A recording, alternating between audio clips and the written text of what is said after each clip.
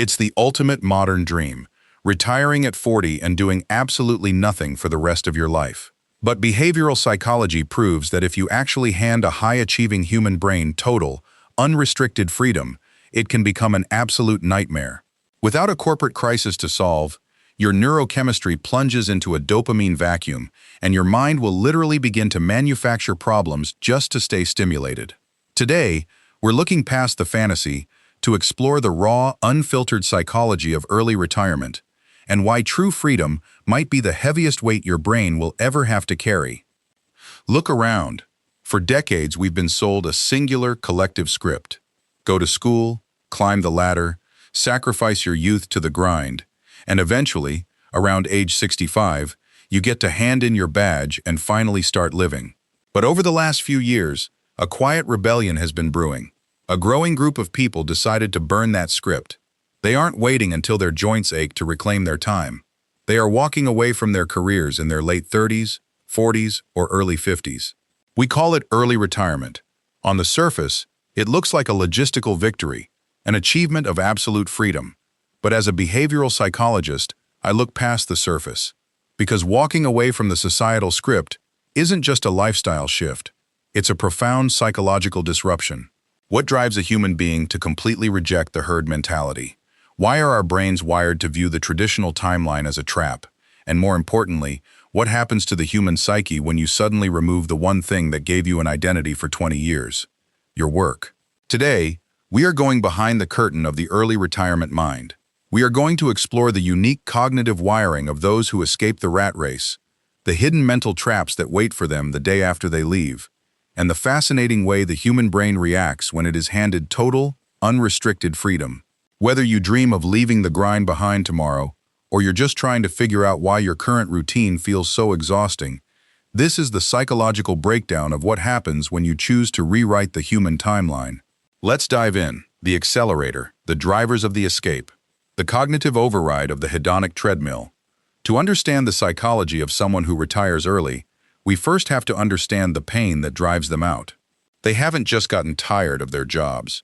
Their brains have experienced a profound awakening regarding a psychological phenomenon known as the hedonic treadmill. As human beings, our brains are wired for survival, not permanent satisfaction. When you get a promotion, a bigger title, or a prestigious award, your brain fires a massive spike of dopamine, the neurotransmitter of anticipation and reward. You feel on top of the world.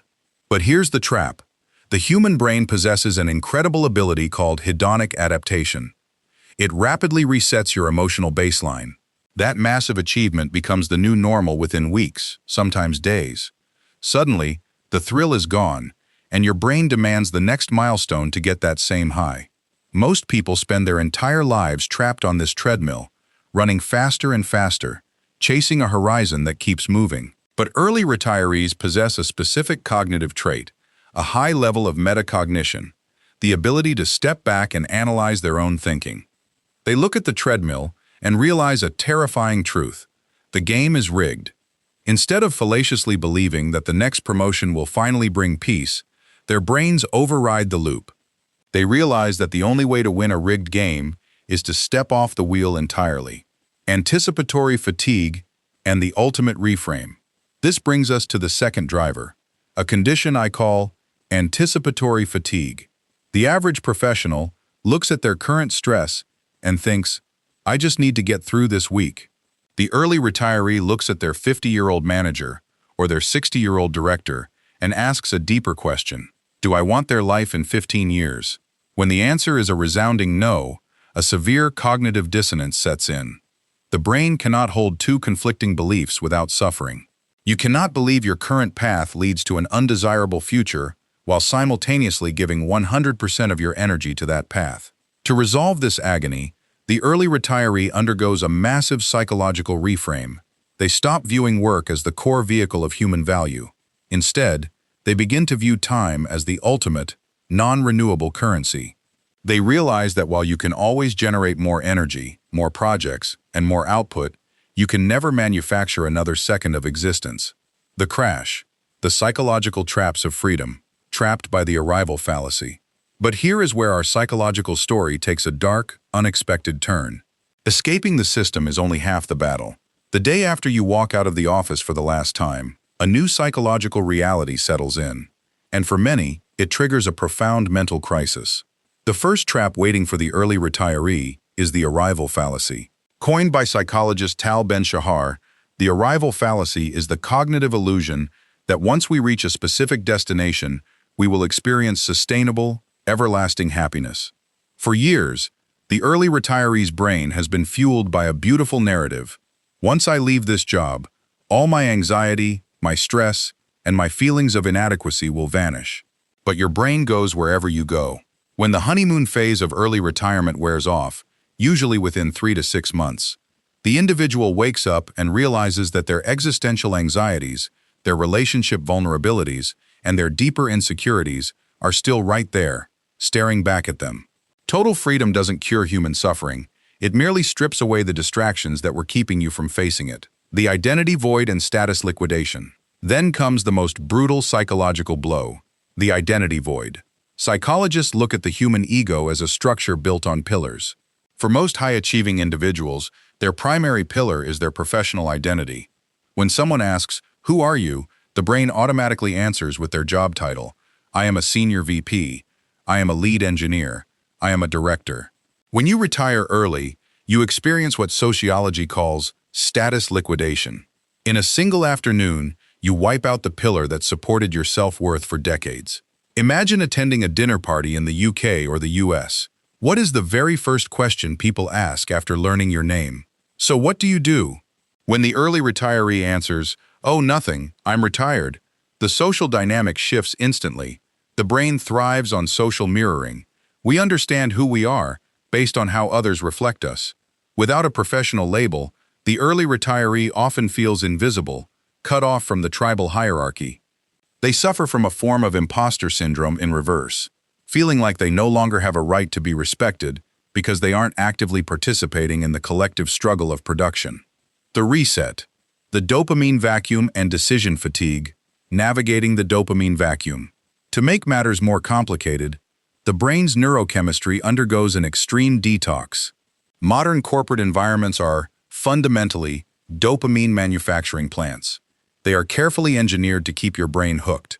The constant influx of urgent emails, the fires you have to put out, the praise from a boss, the thrill of winning a new client, these are all microdoses of dopamine and cortisol. Your brain becomes addicted to the high-stress, high-reward loop. When you suddenly pull the plug on that environment, you enter a dopamine vacuum. The silence is deafening. The brain, accustomed to operating at 100 miles per hour, suddenly has nowhere to direct its intense focus. Without a structured crisis to solve, the mind begins to manufacture its own problems. This is why many early retirees experience sudden spikes of hypochondria, obsessive overthinking about trivial domestic matters, or intense restlessness. The brain is desperately trying to kickstart the cortisol and dopamine machinery it relied on for survival for 20 years. The paradox of choice and choice paralysis. At the exact same time, they hit a wall known as the paradox of choice. When you are employed, your day is highly structured. Society, your company, and your calendar dictate 80% of your decisions. You know when to wake up, when to eat, and what tasks must be prioritized. While this can feel suffocating, it actually protects the brain from a massive cognitive drain, decision fatigue. When you have complete freedom, every single second of the day requires an active choice. What should I do today? Should I read? Should I travel? Should I learn an instrument? Does it even matter if I do? Without an external framework, the sheer abundance of options leads to choice paralysis. The brain becomes overwhelmed by the opportunity cost of picking one activity over another, ultimately leading to apathy. True freedom, it turns out, is a terrifying psychological weight. Conclusion: the master scriptwriter of your life, the path to true psychological autonomy. So what is the grand psychological takeaway here? Does this mean early retirement is a mistake? Is the human brain simply incapable of handling true freedom? Absolutely not. But it shows us that the people who successfully retire early and actually thrive don't just run away from a job. They successfully re-architect their internal psychological ecosystem. They understand that freedom without structure is chaos, and freedom without purpose is depression. To build a life of genuine autonomy, Whether you retire early or continue working on your own terms, the behavioral science shows us you must implement 3 foundational shifts. 1. Shift from external validation to internal benchmarks.